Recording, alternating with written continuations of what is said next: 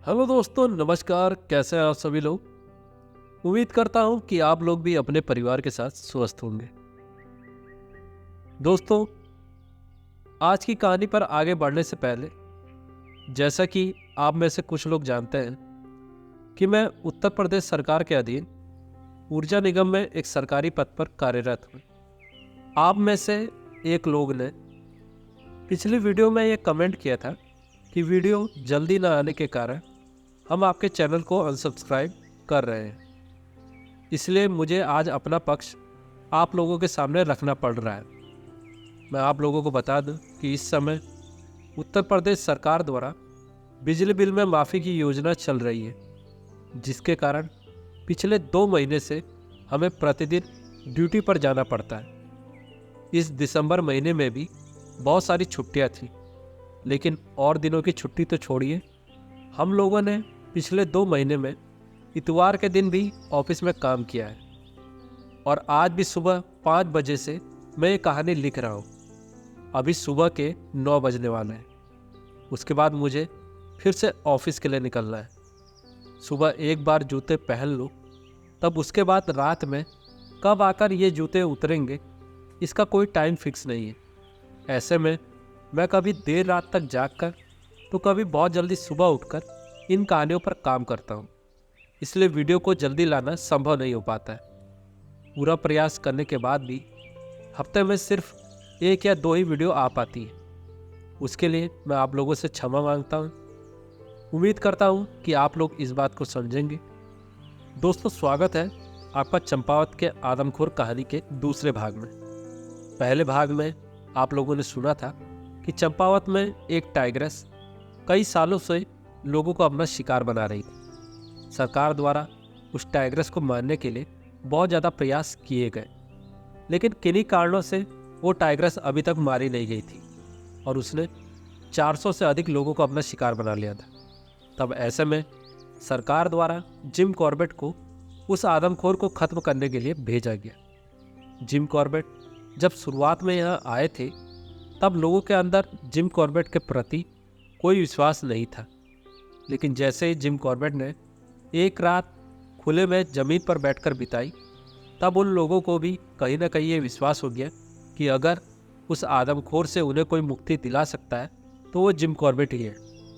उसके अगले दिन ही जिम कॉर्बेट ने आश्चर्यजनक रूप से लगातार 3 गोलियों से 3 घुड़नों को मार डाला था, जिनका मांस गांव के सभी परिवारों में बंटवाया गया था।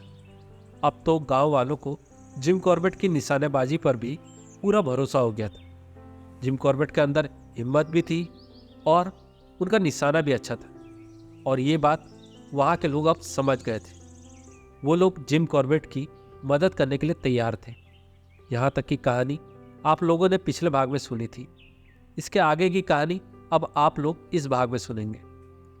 उस घुड़न वाले वाक्य के अगले दिन उस गांव के प्रधान ने जिम कॉर्बेट से कहा कि अगर उन्हें किसी भी चीज़ की ज़रूरत हो तो गांव वाले उनकी मदद के लिए हमेशा आगे खड़े हैं। अगले 3 दिनों तक जिम कॉर्बेट सुबह से लेकर शाम तक जंगल में पैदल चलकर उस टाइग्रेस को खोजते रहे, लेकिन उस टाइग्रेस का कुछ पता नहीं चला। यहाँ तक कि उन्हें उस टाइग्रेस के पंजों के निशान भी देखने को नहीं मिले। जो पंजों के निशान उन्हें देखने को मिले भी वो कई दिन पुराने थे। इन 3 दिनों के आखिरी दिन उस टाइग्रेस को ढूंढते ढूंढते जिम कॉर्बेट एक ऐसे गांव में पहुंचे जहां 1 साल पहले उस टाइग्रेस ने एक औरत को मार डाला था। वो औरत उस गांव के बीचों बीच में स्थित अपने घर में अपने पति और 2 बच्चों के साथ रहती थी। उसके पहले बच्चे की उम्र 6 साल रही होगी और दूसरा बच्चा सिर्फ 4 साल का था।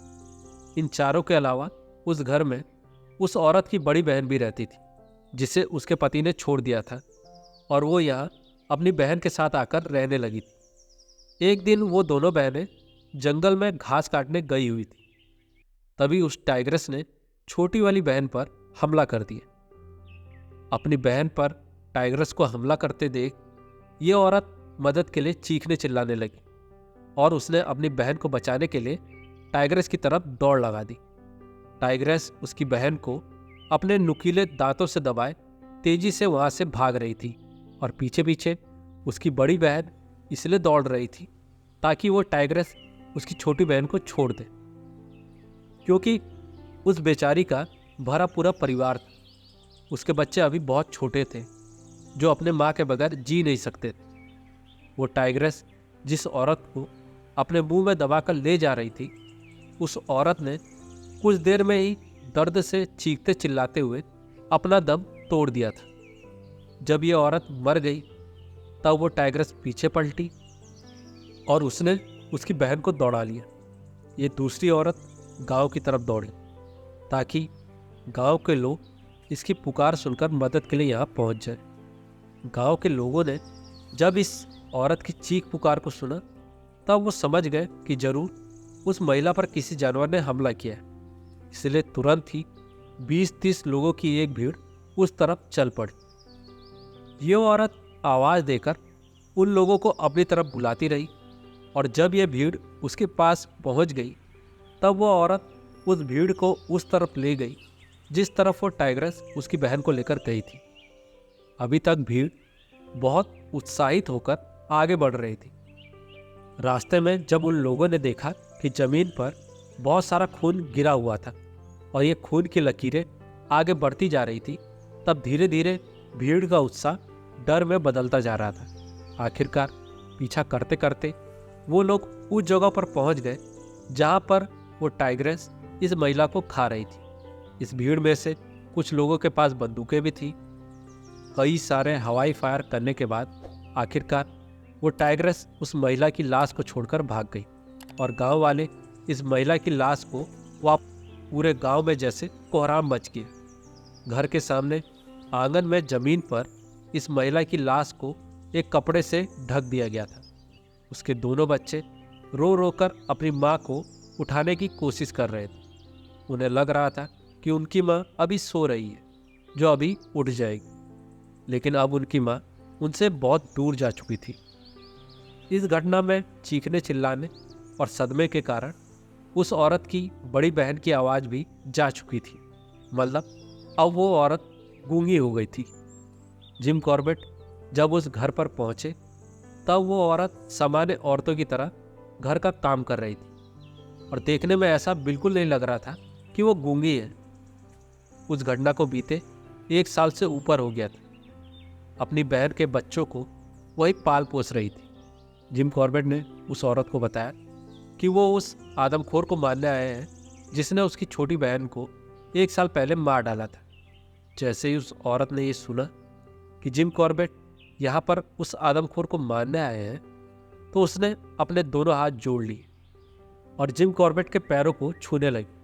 भले ही वो मुंह से नहीं बोल पा रही थी, लेकिन उसके हाव भाव देखकर ये साफ पता लग रहा था कि वो चाहती थी कि उस आदमखोर से बदला जरूर लिया जाए जिसने एक भरे पूरे परिवार को बर्बाद कर डाला था। जिम कॉर्बेट वापस पाती गांव में आ गए। 3 दिन वहीं रुकने के बाद भी जब वो टाइग्रेस वहां नहीं मिली तब जिम कॉर्बेट ने यह मान लिया कि उनके यहाँ आने के बाद टाइग्रेस ने उस जगह को छोड़ दिया था। इसलिए जिम कॉर्बेट अपने आदमियों के साथ वहां से 20 किलोमीटर दूर चंपावत मुख्यालय के लिए चल पड़े। रास्ता लंबा था, इसलिए वहां तक के रास्ते में उन्हें एक जगह पर सुस्ताने के लिए रुकना पड़ा। जिम कॉर्बेट के आदमियों ने चाय बनाना शुरू कर दिया। जब वो वहां पर चाय पीने के लिए रुके हुए थे तभी वहां पर 2-4 लोग और आ गए। इन लोगों को भी चंपावत ही जाना था। आदमखोर के कारण वहां का माहौल ऐसा था कि रात तो दूर की बात है, दिन के समय में भी कोई व्यक्ति उस रास्ते से अकेले नहीं गुजरना चाहता था। अब जिम कॉर्बेट और उनके आदमियों को मिलाकर 8-10 लोग हो गए थे। वो लोग चंपावत के लिए चल पड़े। तभी उन्हें रास्ते में 20 और लोगों की टोली मिल गई। इस टोली में मौजूद लोगों ने जिम कॉर्बेट को पहचान लिया। इन दोनों वहां एक अंग्रेज शिकारी के आने की बात हर किसी के जुबान पर थी। चलते चलते उन लोगों ने एक और वाकया जिम कॉर्बेट को बताया। वो वाकया कुछ इस प्रकार था। आज से लगभग 1.5 महीना पहले, ठीक आज ही की तरह, जब हम लोगों की टोली यहाँ से चंपावत के लिए जा रही थी, तभी उन्होंने सामने से लगभग 1 किलोमीटर दूर से लोगों के चीखने चिल्लाने की आवाज़ सुनी, जैसे वो किसी चीज़ को भगाने की कोशिश कर रहे हैं।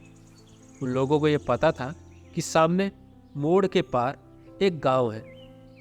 उन लोगों के चीखने चिल्लाने की आवाज़ सुनकर ये लोग भी तेजी से उस तरफ बढ़ने लगे। वो जानना चाहते थे कि आखिर ये लोग चिल्ला क्यों रहे हैं। तभी उनके सामने मोड़ पर एक टाइग्रेस प्रकट हो गई। उसने अपने मुंह में एक औरत को दबाया हुआ था। उस टाइग्रेस ने जिस औरत को अपने मुंह में दबाया हुआ था, वो औरत अभी भी जिंदा थी, जो अपनी मदद के लिए लोगों को बुला रही थी। वो कभी लोगों को बुलाती तो कभी भगवान से मदद मांगती। उसका पूरा शरीर खून से सराबोर था और उसके शरीर पर एक भी कपड़ा नहीं था।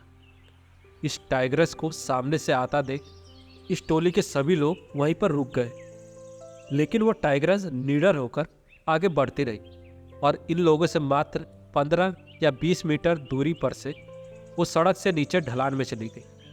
जब उस टाइग्रेस के जाने के बाद उस औरत के चिल्लाने की आवाज़ आना बंद हो गई, तब ये सभी लोग आगे बढ़ चले। तब जिम कॉर्बेट ने उससे पूछा कि तुम लोगों में इतनी हिम्मत नहीं थी कि तुमने उस औरत को बचाने का प्रयास भी नहीं किया।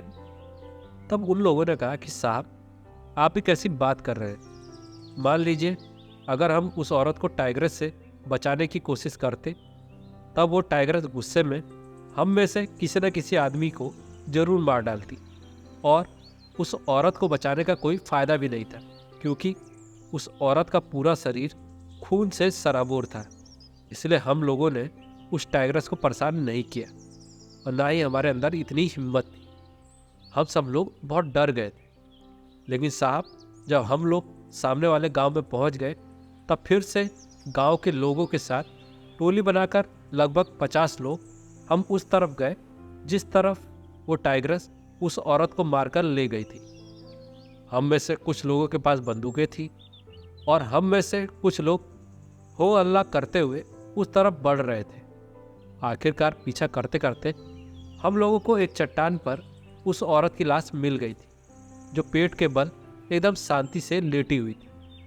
जब हम लोगों ने पहले उसको देखा तो हमें लगा कि वो औरत जैसे सो रही है और हम लोगों के जगाने पर वो शर्म से मर जाएगी। इसलिए हम लोगों ने अपना मुंह दूसरी तरफ मोड़ लिया और हम में से एक आदमी ने उस पर एक कपड़ा डाल दिया। उस टाइग्रेस ने उस महिला के शरीर पर लगे हुए खून को चाट चाट कर एकदम साफ कर दिया था। यह घटना वास्तव में दिल दहला देने वाली थी। ये सब वाकया सुनकर किसी भी आम इंसान को तो छोड़िए, बड़े से बड़े शिकारी का खून भी पानी हो जाएगा। खैर, जिम कॉर्बेट उन लोगों के साथ चंपावत पहुंच गए। वहां उनका स्वागत चंपावत के तहसीलदार द्वारा किया गया। जिम कॉर्बेट और उनके आदमियों के रुकने की व्यवस्था वहां एक बंगले में की गई थी।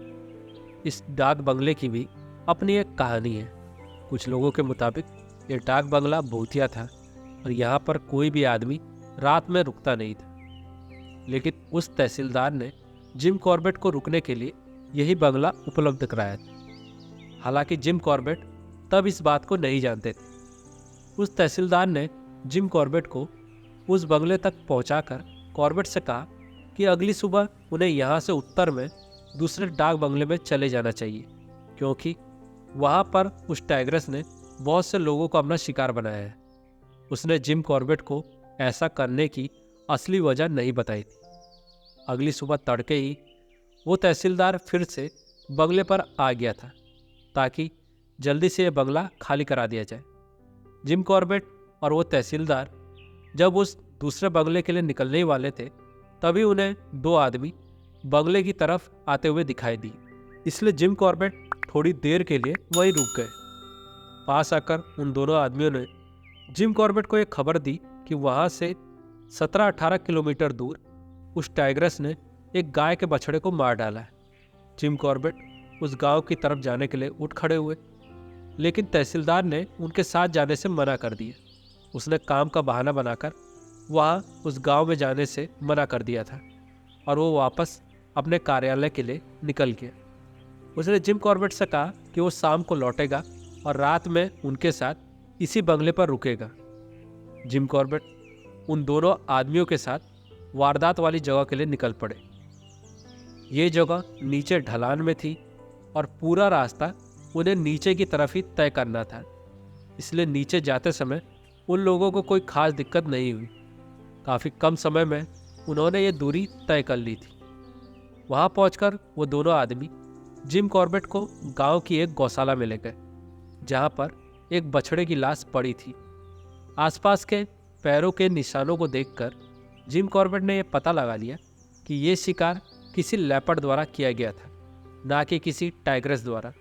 फिर भी जिम कॉर्बेट ने उन दोनों आदमियों को ये खबर पहुंचाने के लिए कुछ रुपए इनाम में दी और वो वापस फिर से उसी डाक बंगले के लिए अपनी यात्रा पर निकल पड़े। इस बार वो अकेले ही डाक बंगले की तरफ आ रहे थे और चढ़ाई वाले रास्ते पर चलने के कारण अब वापसी में उन्हें रास्ता बहुत लंबा लग रहा था। जब तक वो उस डाक बंगले पर पहुंचे तब तक शाम हो चुकी थी, लेकिन तहसीलदार अभी तक नहीं आया था। रात होने में 1 घंटे का समय बचा था, इसलिए जिम कॉर्बेट ने सोचा कि क्यों ना एक बार इस डाक बंगले के चारों ओर घूमकर उस टाइग्रेस को खोज लिया जाए। 1 घंटे की खोजबीन के बाद उन्हें एक जगह पर एक टाइगर के पैरों के निशान दिखाई दिए, लेकिन ये निशान उस आदमखोर टाइग्रेस के नहीं थे, बल्कि किसी और टाइगर के थे। जब जिम कॉर्बेट इस खोजबीन के बाद वापस बंगले में पहुंचे तब तक तहसीलदार भी आ गया था और अंधेरा भी हो गया था। तहसीलदार और जिम कॉर्बेट ने रात का खाना एक साथ खाया। खाने पर उन लोगों ने उस आदमखोर को मारने के लिए अलग अलग उपायों पर विचार किया। जिम कॉर्बेट को ऐसा लगा था कि वो तहसीलदार आज रात वहीं रुकेगा, लेकिन जैसे ही खाना खत्म हुआ उसके बाद ही वो तहसीलदार वहाँ से जाने के लिए एकदम उठ खड़ा हुआ। जिम कॉर्बेट ने उससे कहा कि तुमने तो सुबह कहा था कि तुम रात में यहीं रुकोगे और इतनी रात में यहाँ से जाना बहुत खतरनाक होगा, क्योंकि वो टाइग्रेस बहुत दिनों से किसी भी इंसान को नहीं मार पाई है। लेकिन तहसीलदार वापस जाने की जिद कर रहा था। जिम कॉर्बेट तो उसके भले के लिए ही रात में वहाँ से निकलने के लिए मना कर रहे थे। कई तर्क वितर्क करने के बाद भी वो तहसीलदार नहीं माना। वो अपने साथ सिर्फ एक आदमी और एक पुरानी सी लालटेन को लेकर वहाँ से चल पड़ा। जिम कॉर्बेट को ये बात थोड़ी असामान्य लगी। जिम कॉर्बेट सोने के लिए चले गए। फिर भी उनके दिमाग में ये बात घूम रही थी।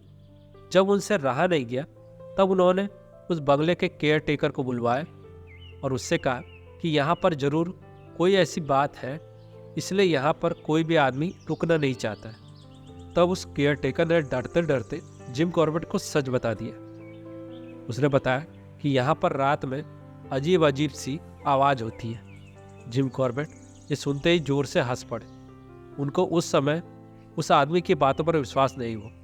उन्होंने उस केयर टेकर को वापस भेज दिया, जो बंगले के पास स्थित अपने घर चला गया और जिम कॉर्बेट फिर से सोने चले गए। जिम कॉर्बेट एक कमरे में अकेले सो रहे थे और दूसरे कमरे में उनका साथी माधव सिंह और अन्य आदमी भी सो रहे थे। लेकिन आधी रात के करीब जिम कॉर्बेट माधव सिंह के कमरे में आ गए। उन्होंने माधव सिंह से कहा कि वो आज रात इसी कमरे में सोएंगे। माधव सिंह के अनुसार पूरी रात जिम कॉर्बेट जिस कमरे में पहले सोए हुए थे उस कमरे से अजीब अजीब आवाज़ आती रही। ऐसा लग रहा था जैसे कोई आदमी बहुत ज़ोर ज़ोर से सांस ले रहा हो। अगले दिन ही जिम कॉर्बेट ने अपने आदमियों के साथ उस बंगले को छोड़ दिया।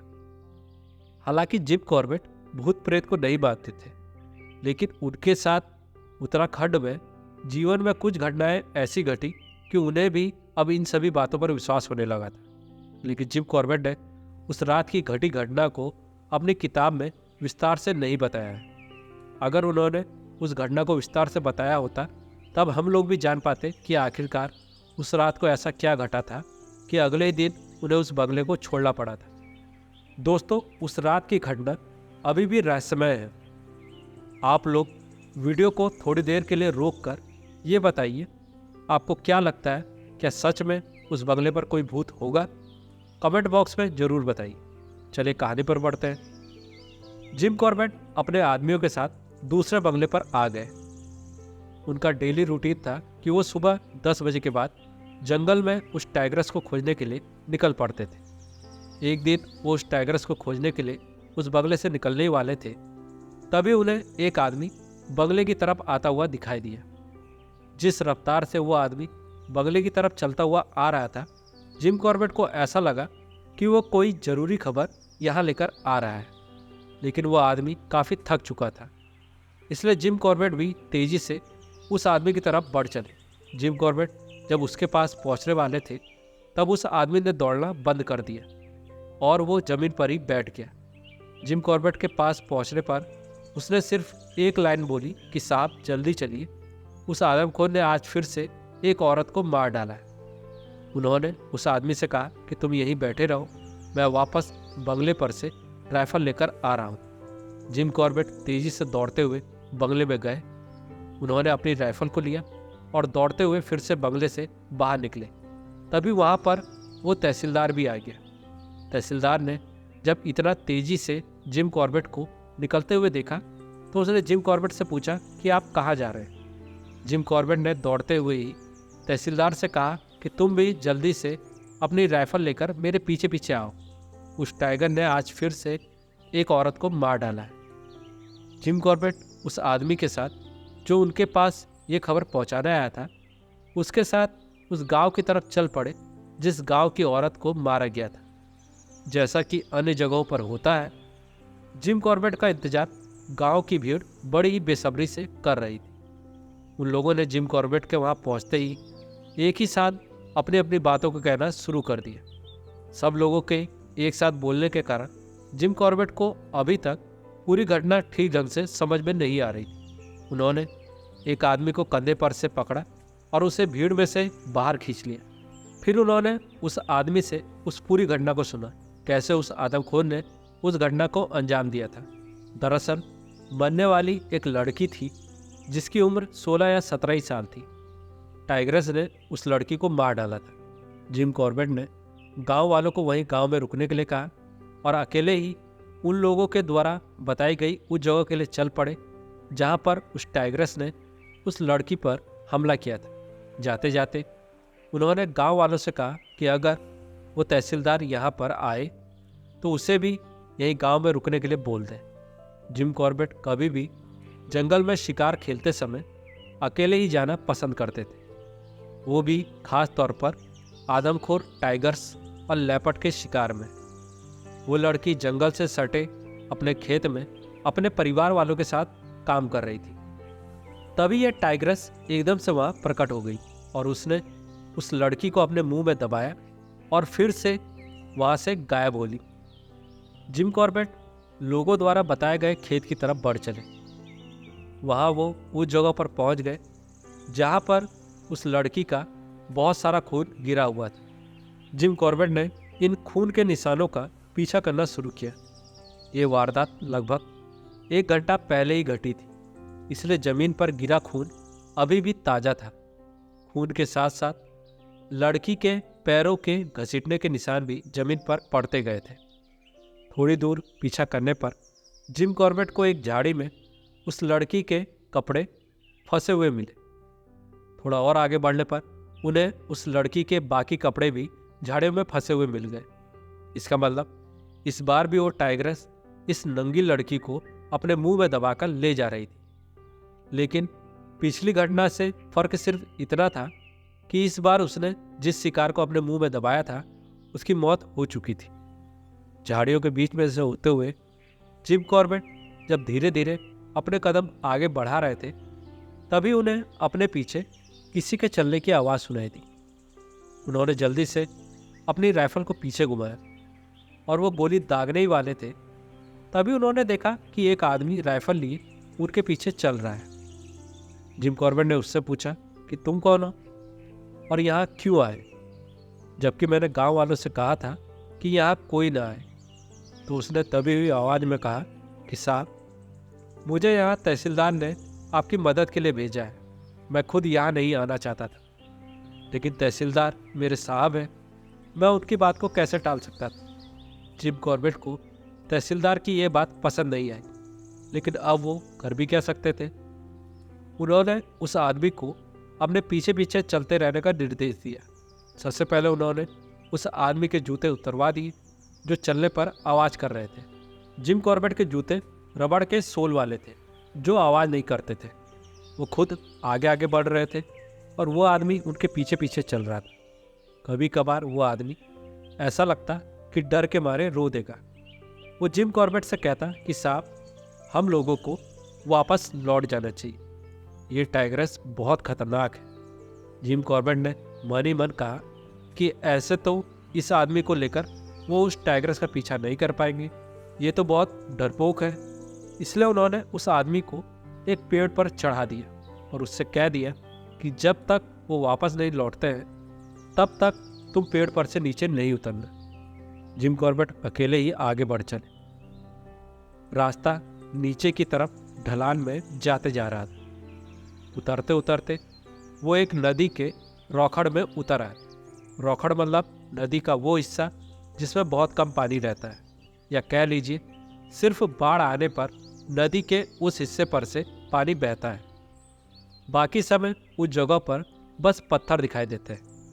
यहाँ पर बहुत सारे छोटे बड़े पत्थर थे और वो टाइग्रेस उस लड़की को यहाँ से आगे लेकर गई थी। नदी के पास में कहीं कहीं पर छोटे छोटे पानी के कुंड बने हुए थे जिन पर से उस लड़की को ले जाते हुए उस लड़की का खून उन कुंडों में भी गिरा था और उनका पानी धीरे धीरे लाल हो रहा था। तभी जिम कॉर्बेट को थोड़ी सी दूरी पर कुछ चीज चमकते हुए दिखाई दी। पहले तो वो उस चीज को नहीं पहचान पाए, लेकिन फिर जब वो उसके थोड़ा पास चले गए तब उन्होंने देखा कि उस लड़की की एक कटी हुई टांग जमीन पर पड़ी थी। उन्होंने जीवन में पहली बार ऐसा देखा था कि किसी टाइगर द्वारा किसी इंसान की लाश को इतना सफाई से काटकर अलग कर दिया गया था जैसे किसी आरी से काटा गया हो। जिम कॉर्बेट और उस टाइग्रेस के बीच की दूरी अब बहुत कम हो गई थी। जब वो कटी हुई टांग को नीचे देख रहे थे तब वो एकदम से भूल गए कि वो टाइग्रेस का पीछा कर रहे हैं जो उनसे कुछ ही कदम आगे चल रही है। उन्हें आभास हुआ कि वो बहुत बड़े खतरे में है। उन्होंने जैसे ही अपनी राइफल को उठाया और सामने देखा तो उन्हें सामने की तरफ कुछ पत्थर लुढ़कते हुए दिखाई दी और झाड़ियाँ हिलते हुए दिखी। इसका मतलब वो टाइग्रेस नदी के किनारे पर से उन पर छलांग मारने ही वाली थी। लेकिन जैसे ही जिम कॉर्बेट ने अपनी राइफल को उठाया तो उस टाइग्रेस ने अपना मन बदल लिया और वो वापस फिर से आगे बढ़ चली। जिम कॉर्बेट कहते हैं कि उनकी छोटी सी गलती उनके लिए आखिरी गलती साबित हो सकती थी, लेकिन किस्मत ने उन्हें फिर से एक मौका दिया और वो अभी तक जिंदा थे। जिम कॉर्बेट फिर से नदी के किनारे उस टाइग्रेस के पीछे पीछे जंगल में घुस गए। वो लगभग पिछले 4 घंटे से उस टाइग्रेस का पीछा कर रहे थे। जब से वो उस टाइग्रेस का पीछा कर रहे थे तब से उन्होंने कई बार मुड़ी हुई घास को सीधा होते हुए देखा था। इसका मतलब वो टाइग्रेस उसे कुछ मिनट पहले वहां से गुजरी थी। जिम कॉर्बेट को सावधानी से आगे बढ़ना था, इसलिए उनकी रफ्तार टाइग्रेस से कम थी। लेकिन टाइग्रेस को भी यह पता चल गया था कि उसका पीछा किया जा रहा है, इसलिए वो बीच बीच में गुर्रा कर जिम कॉर्बेट को चेतावनी देती थी। लेकिन उसके गुर्राने से जिम कॉर्बेट को एक फ़ायदा ये होता था कि उन्हें घनी झाड़ियों में भी उस टाइग्रेस की पोजीशन का पता चल जाता था और वो तेज़ी से आगे बढ़ जाते थे। जब टाइग्रेस ने देखा कि उसकी चेतावनी का जिम कॉर्बेट पर कोई असर नहीं पड़ रहा है और वो उसके और पास आते जा रहे हैं तो उसने भी बोलना बंद कर दिया था। कई बार उसने रास्ते में रुककर उस लड़की के मांस को भी खाया था, लेकिन जैसे ही उसे आभास होता कि जिम कॉर्बेट उसके पास तक आ गए हैं तब वो उस लड़की को उठाकर आगे बढ़ जाती। ऐसा करने पर उस लड़की के शरीर से और अधिक खून जमीन पर गिरते जाता। ऐसा पहली बार हो रहा था जब इतनी तेजी से उस टाइग्रेस का पीछा किया जा रहा था और वो भी इतनी देर से। और धीरे धीरे अब शाम भी ढलने लगी थी, इसलिए इससे पहले कि रात हो जाए उन्हें वापस गांव में लौटना होगा, क्योंकि उस समय टॉर्च का इजाद भी नहीं हुआ था और जिम कॉर्बेट के पास रात में उजाले के लिए कोई उपाय नहीं था। इसलिए जिम कॉर्बेट वापस गांव की तरफ चल पड़े। रास्ते में उन्होंने उस लड़की की कटी हुई टांग को जमीन में गाड़ दिया ताकि अगले दिन अगर उस लड़की की लाश नहीं मिल पाई तो भी उस लड़की के परिवार वाले उस कटी हुई टांग को वापस ले जाकर लड़की का अंतिम संस्कार कर सकते थे। उन्होंने उसे जमीन में इसलिए भी गाड़ दिया था ताकि टाइग्रेस या फिर कोई और दूसरे जानवर उस टांग को खा ना ले। रास्ते में उन्हें वो आदमी उसी तरह पेड़ पर बैठा हुआ मिला। उसने जिम कॉर्बेट से कहा कि साहब, जब भी मैं उस टाइग्रेस को बोलते हुए सुनता था तब मुझे लगता था कि उस टाइग्रेस ने आपको भी मार डाला है। अब मैं सोच रहा था कि मैं अकेले वापस कैसे जाऊंगा। जिम कॉर्बेट ने मजाक में उस आदमी से कहा कि तुम्हें मेरी जान की फिक्र नहीं थी, बल्कि तुम्हें ये फिक्र थी कि तुम गांव तक कैसे पहुंचोगे। बताओ, तुम्हारे साहब ने तुम्हें मेरी मदद के लिए भेजा था और तुम्हें खुद ही मेरी मदद की ज़रूरत पड़ गई। इसी तरह बात करते करते वो दोनों गांव की तरफ चल पड़े थे। वो आदमी जिम कॉर्बेट के पीछे पीछे चल रहा था। तभी वो आदमी चलते चलते एक गड्ढे में पैर रखने के कारण नीचे गिर पड़ा। जिम कॉर्बेट ने जब पीछे मुड़कर देखा तो उसकी बंदूक का मुंह सीधे उनके मुंह की तरफ और उसकी राइफल में सेफ्टी कैच भी नहीं था। सेफ्टी कैच एक ऐसा बटन होता है जिसको ऑफ करने के बाद ट्रिगर दबाने पर भी उससे गोली नहीं चलती है। पुरानी बंदूकों में सेफ्टी कैच नहीं होते थे और उस आदमी की बंदूक में भी सेफ्टी कैच नहीं था। वो तो भगवान का शुक्र है कि उसमें से गोली नहीं चली, नहीं तो उसी दिन जिम कॉर्बेट का भी काम तमाम हो गया रहता। इसलिए जिम कॉर्बेट अपने साथ किसी भी बंदूकधारी को जंगल में ले जाने के एकदम खिलाफ थे। उन्होंने उस आदमी के हाथ से राइफल ले ली और उसके अंदर भरे हुए कारतूसों को बाहर निकाल दिया। उसके बाद वो फिर से गांव की ओर बढ़ चले। आज जिम कॉर्बेट 2 बार मरते मरते बचे थे।